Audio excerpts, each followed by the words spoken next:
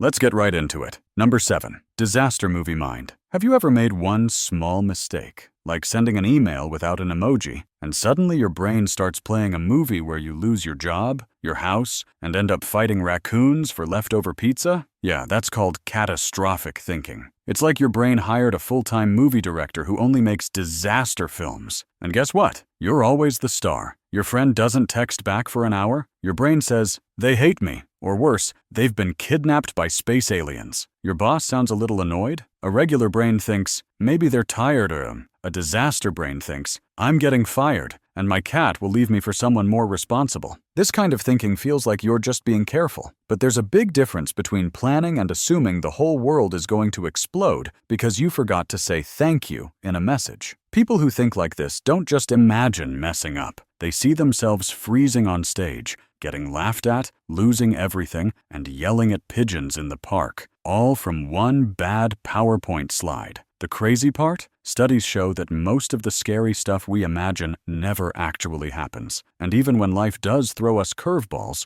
we're usually way better at dealing with them than we expected. But try telling that to your brain, which just turned a missing text into a 3-hour panic movie starring you. Number 6. Rejection panic button. Have you ever had someone give you a tiny bit of criticism and it felt like they just punched you in the heart? Or someone didn't say hi back and your brain went, "That's it, they hate me, I'm a failure. Goodbye, world?" That might be something called rejection-sensitive dysphoria, or RSD. Dysphoria is just a big word that means super bad feeling. So basically, RSD means your brain totally freaks out over rejection, even the imaginary kind. People with RSD feel emotional pain like it's on full blast. One mean comment? Boom, meltdown. A friend looks at their phone too long? Brain, "They're done with me forever." Their panic button gets pressed way too easily. And when that button goes off, it can look like crying, yelling, people-pleasing, or completely shutting down. They try to be perfect all the time, just so no one will dislike them. They might stop trying new things because failing, even a little, feels like getting hit by a truck made of shame. And the weirdest part? A lot of the rejection isn't even real. A delayed text doesn't mean someone hates you, but their brain says, "Alert! You are unlovable." This isn't someone being dramatic. Their brain is just wired to feel rejection like an earthquake. RSD is super common in people with ADHD. Experts think almost everyone with ADHD has it, even if they don't know the name. So next time someone overreacts to small stuff, remember, they're not weak. Their brain's alarm system is just super sensitive and maybe needs a reset button. Number 5. The weird things we do to ourselves. Do you bite your nails when you're nervous? Or pick at a scab even though you know you shouldn't? Maybe you've seen a friend pull out their hair strand by strand. These aren't just bad habits.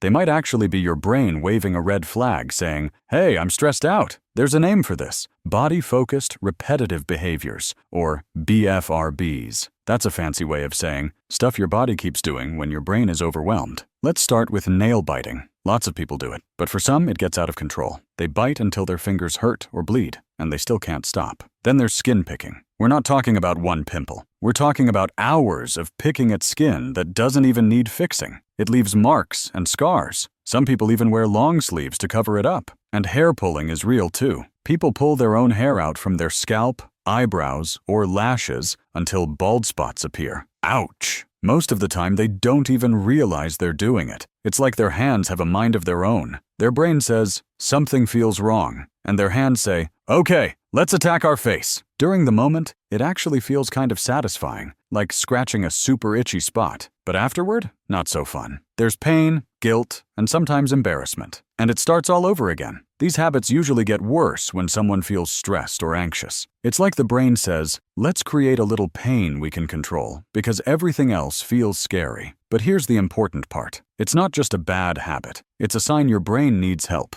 And there is help out there. You just have to know it's okay to ask for it. Number 4. When your brain gets stuck on a ritual. Have you ever felt like you had to do something in a very specific way, or else something bad might happen? Like touching a doorknob exactly 3 times before leaving, or lining up your pencils just right every day. For some people, these aren't just funny habits. Their brain insists they do these things. That's called OCD, or obsessive-compulsive disorder. It's not about being neat or liking things a certain way. It's about feeling like something terrible will happen unless you follow certain rules your brain made up. It's like having an invisible buzzer go off in your head screaming, "Fix it now," over and over. Some people wash their hands until they hurt, not because they're dirty, but to clean away a thought. Others check the door lock 10, 20, even 30 times, afraid they missed it. Some reread the same page in a book for hours, scared they missed something important. And some can't sleep unless everything on their nightstand is perfectly straight. From the outside, it might look strange, but to the person doing it, it feels like life or death. And the worst part? Even after doing the ritual, the relief doesn't last. The brain soon says, "Do it again. Do it better this time." It's not just being picky or dramatic. It's the brain's alarm system acting up. It's trying to protect you, but in the wrong way. And the rituals, instead of helping, just keep the fear going. The good news? With help and understanding, people can learn to break the cycle, because no one should have to live like their brain is holding them hostage over a crooked pencil. Number 3, when the joy is gone. Have you ever eaten your favorite food and thought, "Why does this taste like paper?" Or your best friend shares big news like they're getting married, and you just feel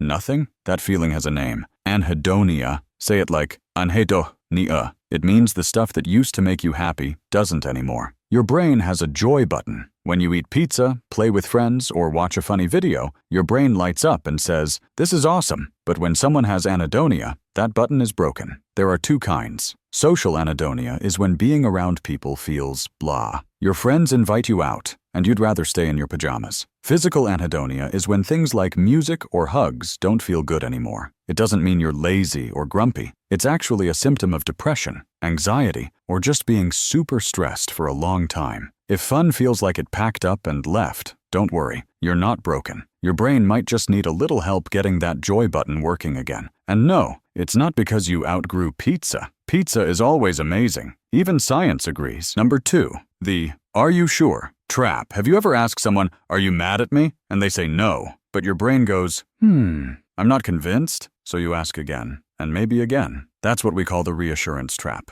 It's like your brain has a big red alarm button labeled worry, and the only way to turn it off is to hear someone say, "You're okay." But that quiet feeling doesn't last long. Soon your brain goes, "Wait, what if they're just being nice?" And boom, the alarm starts again. Let's say you text your friend, but they don't answer right away. A calm brain says, "They're probably busy." But an anxious brain screams, "They hate me, I messed up." So you send a second text, then maybe a third, just to be extra sure. People caught in this trap often know the answer already. They've heard it many times. But they're not looking for new info. They're trying to make a big, yucky feeling go away. And here's the tricky part. The more you ask for reassurance, the more your brain thinks it needs it to feel okay. It becomes a habit, like checking the fridge 5 times to make sure the milk is still there. Some people even Google stuff for hours, trying to convince themselves that a tiny headache isn't something scary, but no answer ever feels good enough for long. This isn't about being annoying or clingy, it's part of how anxiety or OCD can work. The person asking is usually really stressed, and they wish they didn't have to ask. Their brain is just stuck in what-if mode all the time.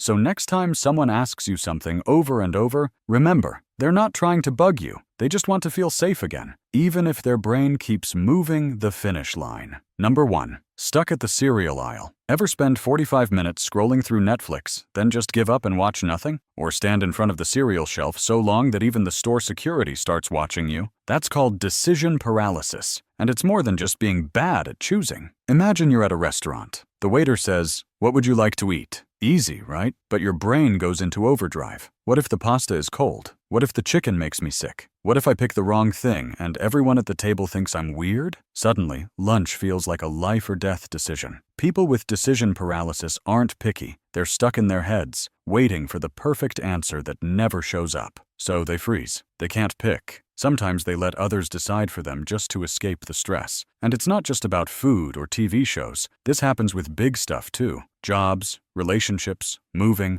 trying something new. It all becomes way too much. Choosing feels like trying to cut the right wire on a ticking bomb. Nearly 1 in 5 grown-ups has anxiety that can cause this. Their brains turn regular decisions into mental roller coasters. It's not about being dramatic. It's the brain's fear system going into panic mode. So next time you or someone you know is stuck picking a sandwich or a cereal box for way too long, remember, it might not just be being indecisive. It could be their brain yelling, "Warning! Danger ahead!" even when there's no real danger at all. That's all for today. I'll be making similar videos in the future. Subscribe to see them.